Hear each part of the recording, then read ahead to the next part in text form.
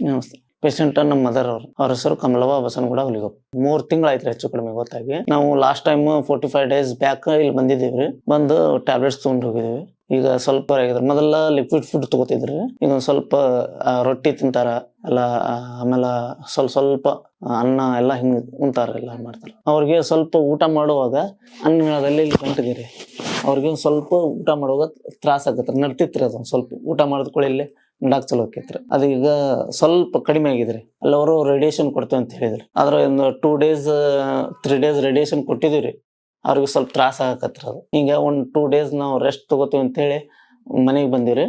ಬಂದ್ಮೇಲೆ ಹಿಂದೆ ಹಿಡ್ಸಿ ಇದನ್ನ ನಮ್ ಸಿಸ್ಟರ್ ಅವ್ರು ನಮಗ ಗೈಡೆನ್ಸ್ ಕೊಟ್ರ. ನಮ್ಗೆ ಹಿಂಗ ಈ ತರ ಹಿಂಗ ಹಾಸ್ಪಿಟ್ಲ್ ಇದೆ, ಅಲ್ಲಿ ಹೋಗಿ ಟ್ಯಾಬ್ಲೆಟ್ ತಗೋರಿ ಅಂತೆಲ್ಲ ಗೈಡೆನ್ಸ್ ಕೊಟ್ರು. ಅವತ್ ನೈಟ್ ಟ್ರಾವೆಲಿಂಗ್ ಮಾಡ್ಕೊಂಡು ಇಲ್ಲಿ ಬೆಂಗಳೂರಿಗೆ ಬಂದು ಪುನರ್ಜನ್ಮ ಹಾಸ್ಪಿಟಲ್ ಬಂದಿವ್ರಿ. ಬಂದ್ಮೇಲೆ ನಾವು ಟ್ಯಾಬ್ಲೆಟ್ ನಮ್ಮ ಮದರ್ ಅವ್ರನ್ನು ಕರ್ಕೊಂಡ್ ಬಂದಿದ್ರು, ನಮ್ಮ ಮಮ್ಮಿ ಅವ್ರನ್ನ ಕರ್ಕೊಂಡ್ಬಂದು ಅವನ್ನೆಲ್ಲ ಇಲ್ಲಿ ಡಾಕ್ಟರ್ ಕಡೆ ಚೆಕಪ್ ಮಾಡಿಸಿ ಅದ್ರದೆಲ್ಲ ಟ್ಯಾಬ್ಲೆಟ್ಸ್ ಎಲ್ಲ ತಗೊಂಡು ಹೋಗಿದ್ರಿ. 45 days ಆಯ್ತ್ರಿ. ಇದನ್ನ ಟ್ಯಾಬ್ಲೆಟ್ಸ್ ತಗೋಕತ್ಕೊಳ್ಳಿ ಸ್ವಲ್ಪ ಇದಾಗಿ ಅನ್ನನಾಳದ ಕ್ಯಾನ್ಸರ್ ಅಂತ ಹೇಳಿದ್ರಿ. ಅನ್ನನಾಳದೊಳಗೆ ಸ್ವಲ್ಪ ಒಂದು ಇಷ್ಟ ಇದಾರೆ, ಇಷ್ಟ ಅನ್ನನಾಳದೊಳಗೆ 1 ಸೆಂಟಿಮೀಟರ್ ಸ್ವಲ್ಪ ಗಂಟಾಗಿದೆ ಅಂತ ಹೇಳಿದ್ರಿ ಅವ್ರು.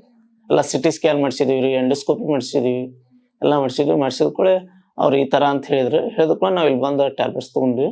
ಈಗ ಸ್ವಲ್ಪ ಆರಾಮಾಗಿದಾರ್ರಿ. ಅಂದ್ರೆ ನಿಮ್ ಹಾಸ್ಪಿಟಲ್ ಬಂದಾಗ ಸ್ವಲ್ಪ ಲಿಕ್ವಿಡ್ ಫುಡ್ ತಗೋತಿದ್ರು, ಆಮ್ಲಿ ಗಂಜಿ ಏನೋ ತಿಂದ್ರು ತಿನ್ನಕ್ ಆಗ್ತಿಕ್ಕಿಲ್ಲ. ಈಗ ಸ್ವಲ್ಪ ತಿಂತಾ ಇದ್ರಿ, ಎನರ್ಜಿ ಕಡಿಮೆ ಇತ್ರಿ, ಆಮೇಲೆ ಸುಸ್ತ ಆಗೋದು ಇತ್ತ. ಈಗೇನಿಲ್ರಿ, ಸ್ವಲ್ಪ ಎನರ್ಜೆಟಿಕ್ ಆಗಿದಾರ, ವಾಕಿಂಗ್ ಮಾಡ್ತಾರ್ರಿ, ಆಮೇಲೆ ಊಟ ಮಾಡ್ತಾರ. ಹಿಂಗೆ ಸ್ವಲ್ಪ ಇಂಪ್ರೂವ್ಮೆಂಟ್ ಆಗಿದಾರೆ.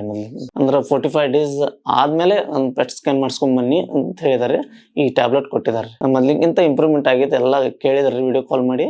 ಪೇಷಂಟ್ನು ವಿಡಿಯೋ ಕಾಲ್ ಮಾಡಿ ಎಲ್ಲ ಕಂಡೀಷನ್ ಕೇಳ್ಕೊಂಡು ಆಮೇಲೆ ನಮ್ಗೆ ಮೆಡಿಸಿನ್ಸ್ ಕೊಟ್ರು.